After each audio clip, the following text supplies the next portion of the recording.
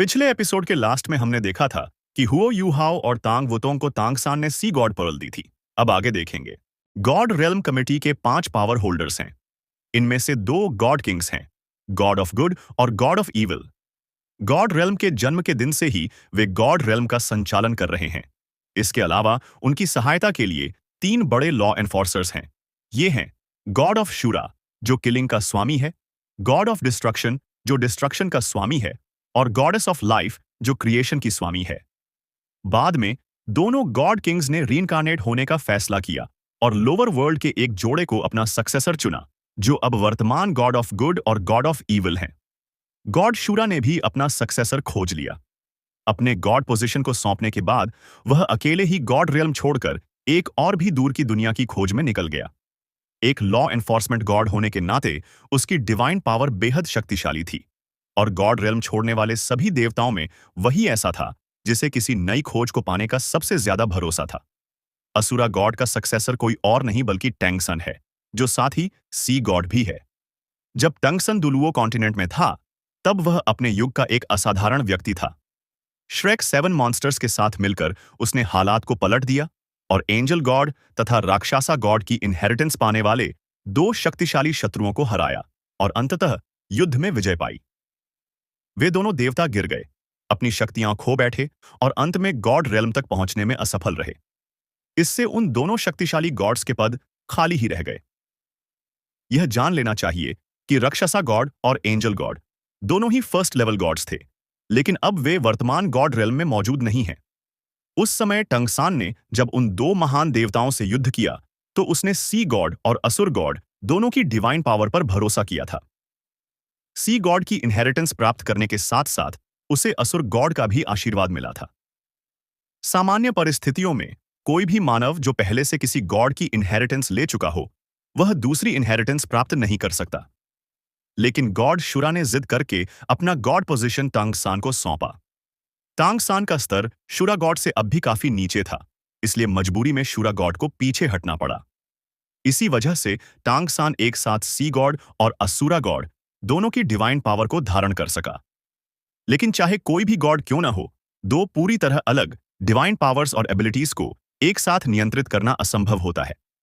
इसलिए टांगसान एक समय पर केवल एक गॉड की शक्ति ही उपयोग कर सकता था, जबकि दूसरे गॉड की शक्ति उसके भीतर छुपी रहती थी।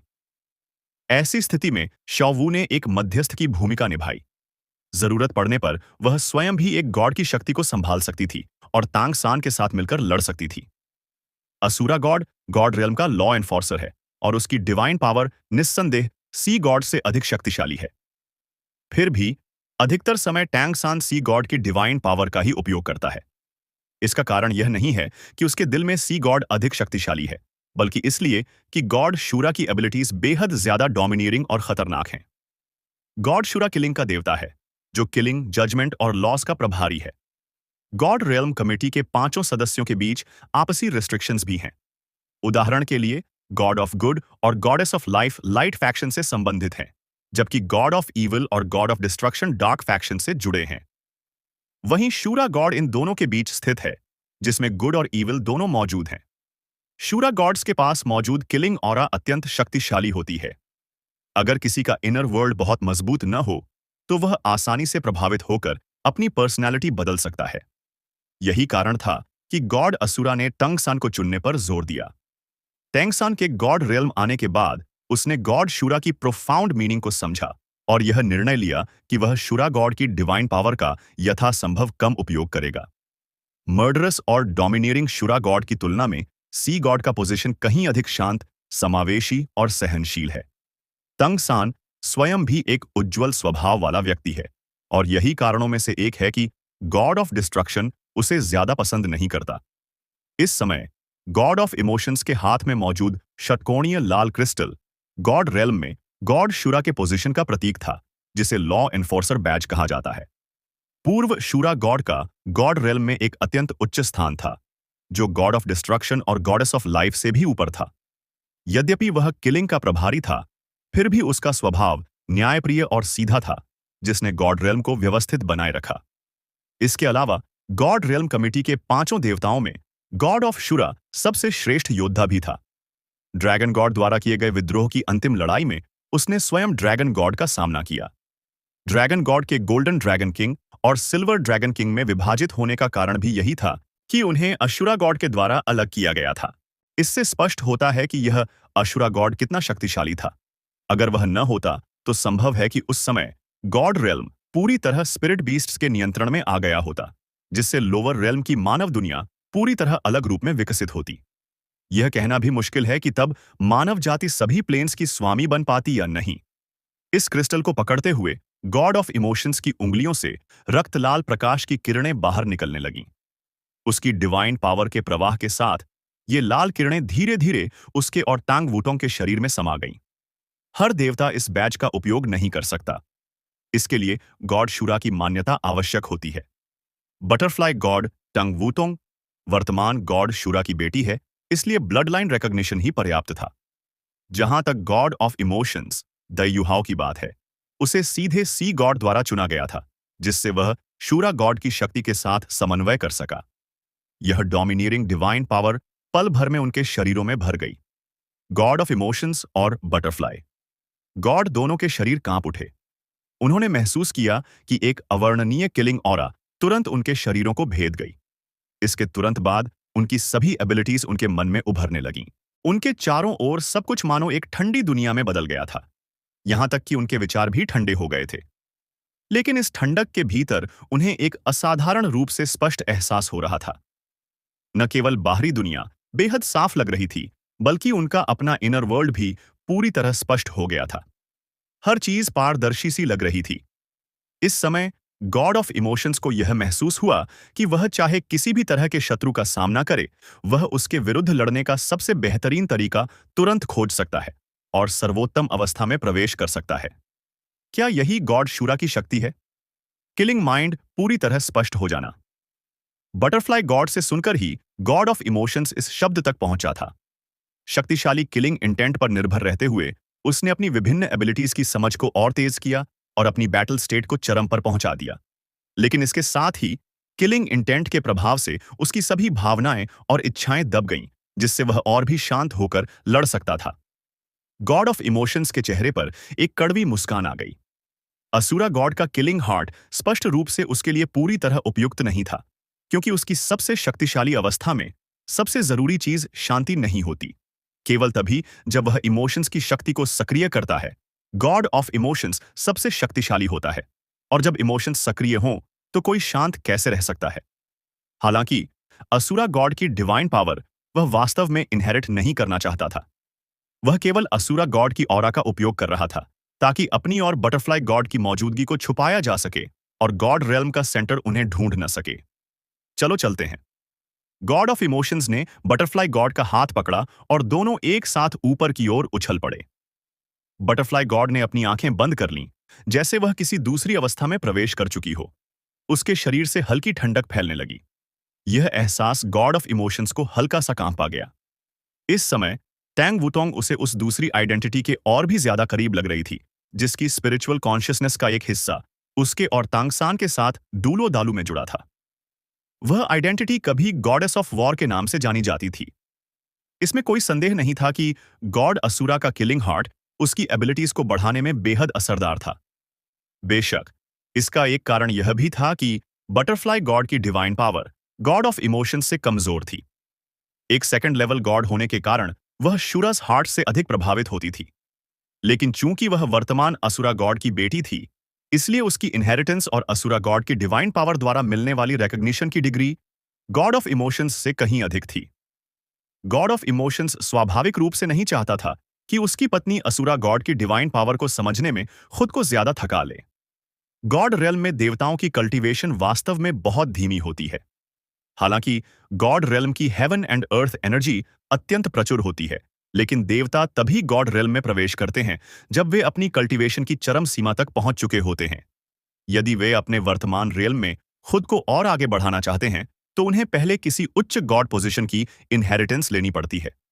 और मनुष्यों की तरह नहीं, देवताओं की डिवाइन पावर को सहन करने की भी एक निश्चित सीमा होती है। ठीक उसी तरह जैसे कोई सेकंड लेवल गॉड कितना भी कल्टीवेशन कर ले, वह फर्स्ट लेवल गॉड के स्तर तक नहीं पहुंच सकता। यही इसका मूल कारण है। बेशक यह नियम पूरी तरह अटल नहीं है।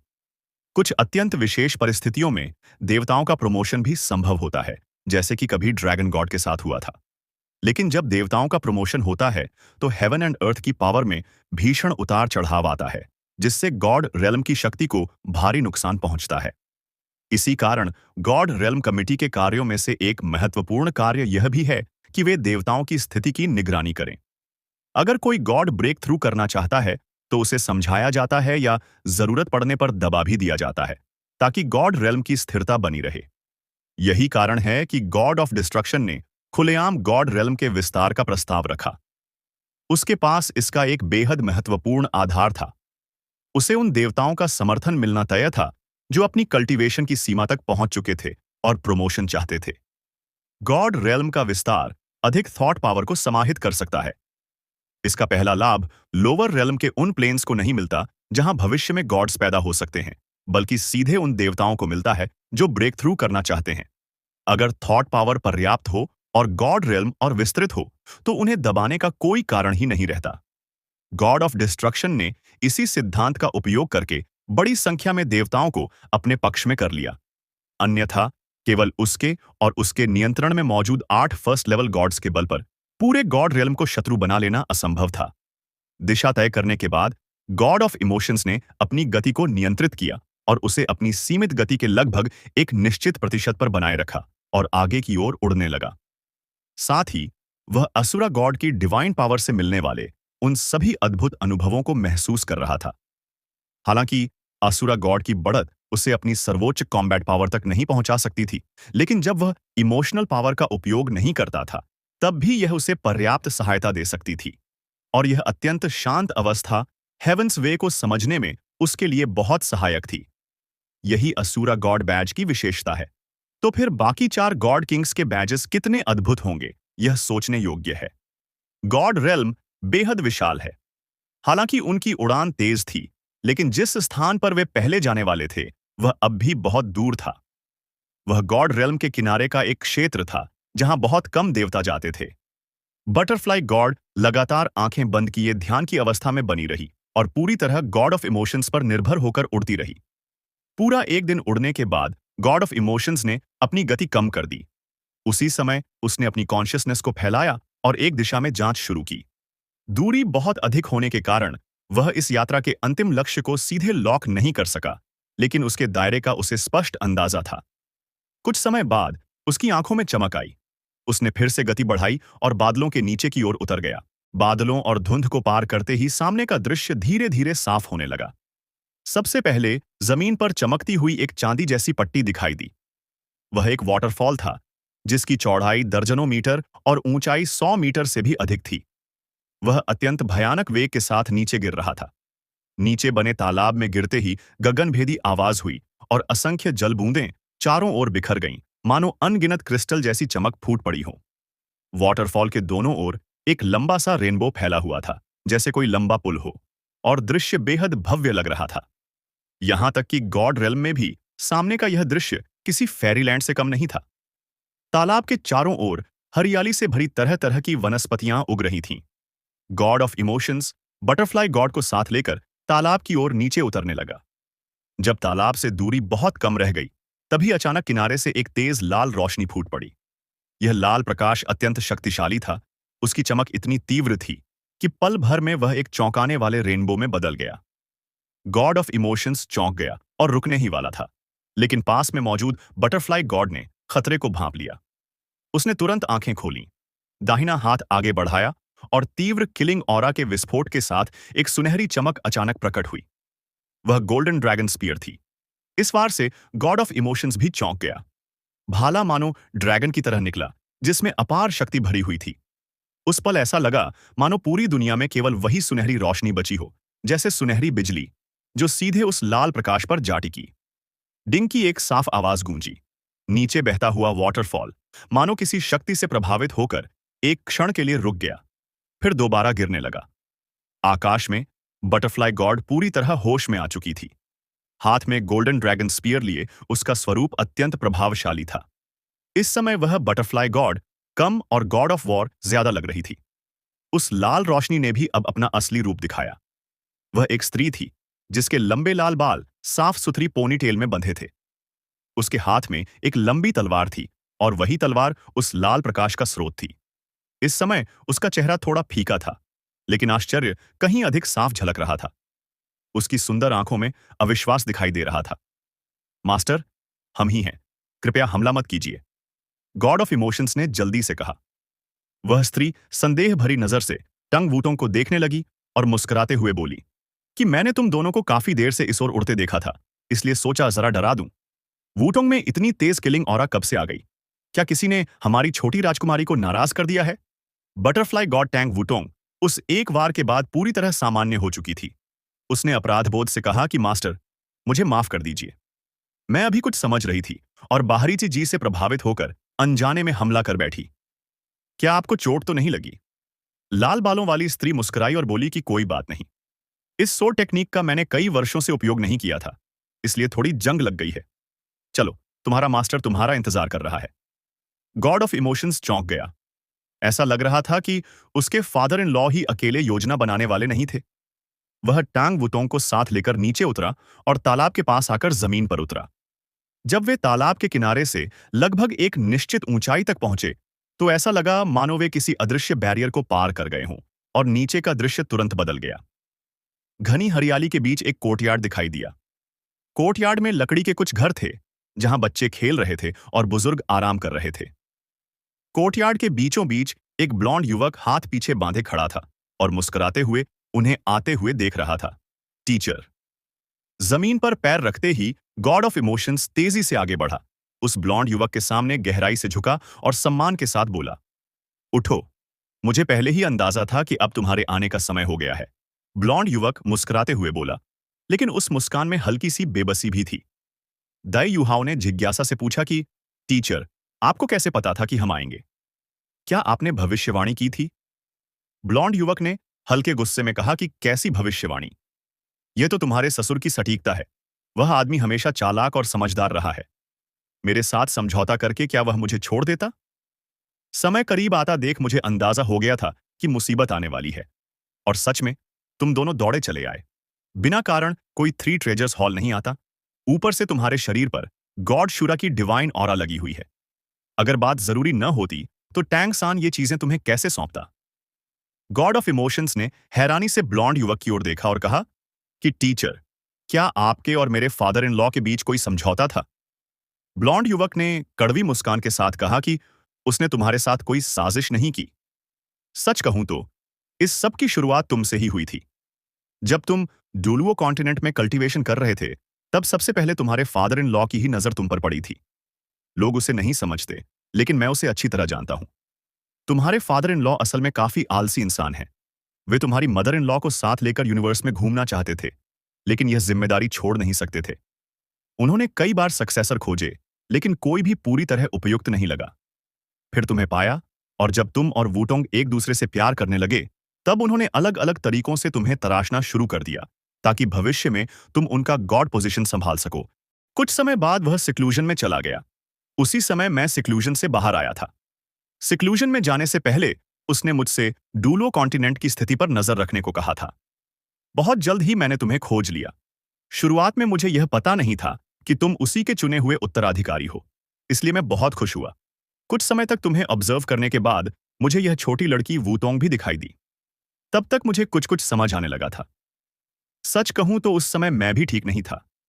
मैं अकेलापन सहन नहीं कर पाया और तुम्हारे फादर इन लॉ से कई साल पहले ही गॉड रेल्म आ गया।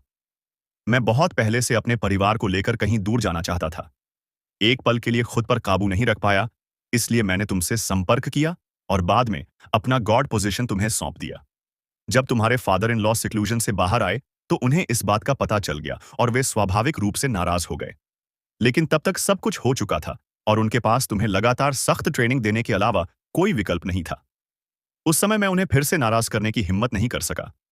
वैसे भी तुम्हारे लिए यह टेम्परिंग कोई बुरी चीज नहीं थी।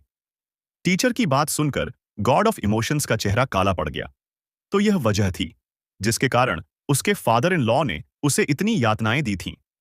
हाँ, सामने खड़ा यह ब्लॉन्ड आदमी कोई और नहीं बल्कि रोंग नियान बिंग था, पिछली पीढ़ी का गॉड ऑफ इमोशंस और फर्स्ट लेवल गॉड्स में एक अग्रणी व्यक्ति। रोंग नियानबिंग हंसा और बोला कि मुंह मत फुलाओ बच्चे। हालांकि तुमने बहुत कष्ट सहे, लेकिन आखिरकार तुम्हें सब कुछ तो मिल ही गया। सुंदर पत्नी भी घर ले आए। तुम्हारे टीचर और मुझे भी कर्म का फल मिला। याद है जब तुम पहली बार गॉड रेल्म आए थे, तब तुम्हारे फादर इन लॉ अब भी तुम्हारे लिए मुश्किलें खड़ी कर रहे थे। उस समय मुझे लगा कि वे अब भी नाराज हैं। इसलिए मजबूरी में मैंने उनसे कहा कि तुम्हें छोड़ दें। शर्तें तय करना मैंने उन्हीं पर छोड़ दिया। तुम्हारे फादर इन लॉ रोंग नियनबिंग ने गुस्से में कहा, वह लोमड़ी जितने चालाक हैं। यह कहते ही उसका चेहरा और गंभीर हो गया। मैंने उनसे वादा किया कि मैं 30 साल तक गॉड रेल्म नहीं छोड़ूंगा, और अगर उन्हें किसी भी तरह की परेशानी होगी तो कम से कम एक बार उनकी मदद करूंगा। लेकिन किसे पता था कि जब मैंने यह वादा किया, तभी उन्होंने बताया कि वे तो बहुत पहले ही तुम्हें छोड़ना चाहते थे। वे तुम्हारे लिए कभी सच में मुश्किलें खड़ी करना ही नहीं चाहते थे। उन्होंने जानबूझकर ऐसा इसलिए किया ताकि दबाव में तुम गॉड ऑफ इमोशंस के थ्रोन के साथ जल्दी फ्यूजन कर सको। दबाव में फ्यूजन सबसे तेज होता है। फ्यूजन पूरा होते ही तुम वूटोंग से शादी कर सको, यही उनका असली मकसद था। मैं तो इस सब में बेवकूफ बन गया। बटरफ्लाई गॉड टैंग वूटोंग मुस्कुराई और बोली कि टीचर, इतना दुखी मत होइए। आप और मेरे पिता दोनों ही बहुत योजनाबद्ध हैं। जिसने पहले साजिश की, उसके साथ साजिश होना तो स्वाभाविक है। रोंग नियानबिंग नाराज होकर बोला कि लेकिन आखिर में सारे फायदे उसी ने ले लिए। अगर मेरा सन इन लॉ मेरा गॉड पोजीशन इनहेरिट करता है, तो क्या वह फिर भी उसी का नहीं हुआ? इसके अलावा उसने पहले ही गॉड रेल्म की स्थिति भांप ली थी। गॉड रेल्म की सुरक्षा के लिए उसने उस सिक्लूजन के बाद यूहाओ को थ्रोन सौंपने का इरादा छोड़ दिया और सारी जिम्मेदारी खुद उठाने का फैसला किया। काफी सोचने के बाद उसने मुझे डूलवो कॉन्टिनेंट की निगरानी के लिए भेज दिया। बहुत संभव है कि मैं उसी के जाल में फंस गया और यूहाओ को खुद चुन लिया। वह बूढ़ा शायद पीछे से मजे ले रहा होगा। अगर उसे बूढ़ा और चालाक कहा जाए, तो डर है कि पूरे गॉड रियल्म के सारे देवता भी मिलकर उसकी बराबरी नहीं कर पाएंगे। God of emotions. Die Yuhao ने जल्दी से 2 बार खांसा और कहा कि टीचर, गुस्सा मत कीजिए।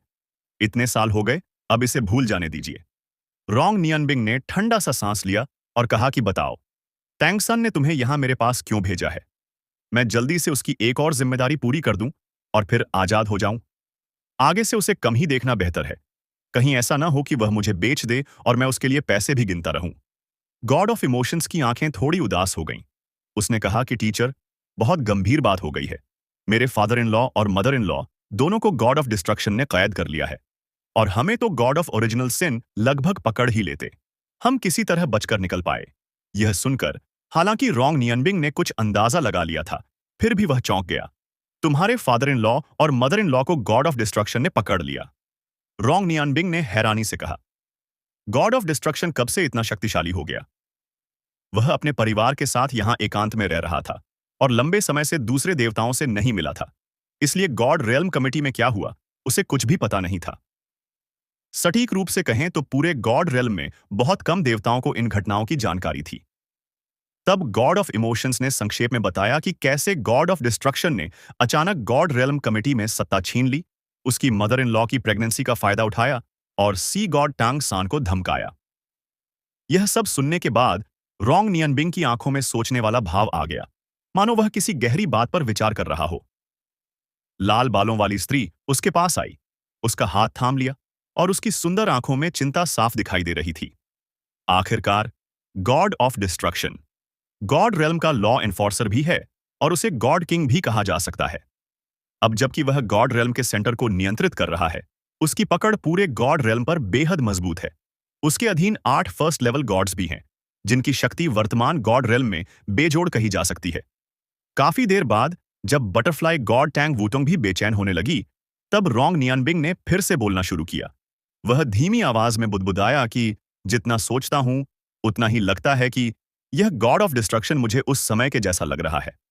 अगर मुझे मार भी दिया जाए, तब भी मैं यह नहीं मानूंगा कि तुम्हारे फादर इन लॉ जैसे बूढ़े और चालाक व्यक्ति को यह नहीं पता था कि गॉड ऑफ डिस्ट्रक्शन उससे गहरी नाराजगी रखता है, और फिर भी उसने कोई तैयारी नहीं की। यह बिल्कुल असंभव है, तांग वूतोंग बेचैनी से बोली। मेरे पिता ने तैयारी नहीं की थी क्या? आप ही तो उनकी तैयारी हैं। इसी वजह से हम आपसे मदद मांगने आए हैं। टीचर, आपको हमारी मदद करनी ही होगी। मेरे पिता और मेरी मां को बचाने में हमारी सहायता कीजिए प्लीज। रोंग नियनबिंग ने हाथ हिलाते हुए कहा। रहने दो, मैं तुम्हारे पिता और मां को बचाने में सक्षम नहीं हूं। अब मेरे पास गॉड पोजीशन भी नहीं है। भले ही मैंने गॉड रेल्म में कई साल जमा किए हों, मेरी ताकत ज्यादा से ज्यादा एक फर्स्ट लेवल गॉड जितनी ही है। गॉड ऑफ डिस्ट्रक्शन को हराना बिल्कुल नामुमकिन है। मैं तुम्हारे पिता पर लगे गॉड ऑफ डिस्ट्रक्शन के सील को भी नहीं तोड़ सकता। बटरफ्लाई गॉड यह सुनकर सन्न रह गई। टीचर, क्या आप हमारी मदद नहीं करेंगे? रोंग नियनबिंग ने ठंडे स्वर में कहा। क्या मैं मदद न करूं तो चलेगा? मैंने तब तुम्हारे पिता से वादा किया था और अब तो मैं पहले ही चोरों की नाव पर चढ़ चुका हूं। अगर मैं गलत नहीं हूं तो तुम्हारे पिता ने जरूर मुझे कुछ कहलवाया होगा, लेकिन यह निश्चित तौर पर उन्हें सीधे बचाने के लिए नहीं है। क्या मैं सही हूं, मेरे प्यारे शिष्य? यह कहते हुए उसने गॉड ऑफ इमोशंस की ओर देखा। गॉड ऑफ इमोशंस की आंखों में प्रशंसा थी। उसने कहा, टीचर, आप सच में बहुत समझदार हैं। फादर इन लॉ ने सच में मुझे आपके लिए एक संदेश दिया है। कहते हुए वह गॉड ऑफ इमोशंस के पास आया और धीमी आवाज में कुछ कहा। रोंग नियनबिंग के चेहरे के भाव लगातार बदलते रहे। सब सुनने के बाद वह गुस्से से बोला, मुझे पता था, मुझे पता था। टांगसान मुझसे बिना पूरा फायदा निकाले मुझे कैसे छोड़ सकता है? हम्फ। बटरफ्लाई गॉड ने संदेह से गॉड ऑफ इमोशंस की ओर देखा, लेकिन गॉड ऑफ इमोशंस ने हल्के से सिर हिलाया। उसकी आंखों में हल्की मुस्कान थी। चलो चलो, जल्दी जाओ। मैंने इस बात के लिए हां कर दी है और सच में मैं तुम लोगों का कर्जदार हूं। रोंग नियनबिंग गुस्से में बोला और मुड़कर लकड़ी के घर की ओर चल दिया।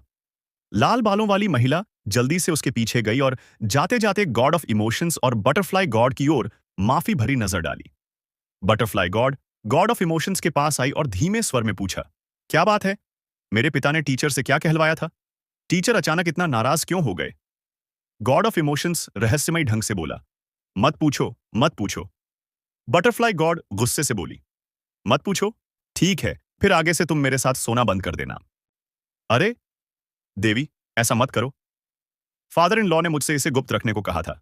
बोले थे कि तुम्हें भी नहीं बताना है। जितने कम लोग जाने उतना अच्छा। तो फिर बताओगे या नहीं? बताऊंगा। पत्नी की धमकी के सामने गॉड ऑफ इमोशंस ने तुरंत फादर इन लॉ की बात को पीछे कर दिया। पत्नी से ज्यादा जरूरी और क्या हो सकता है?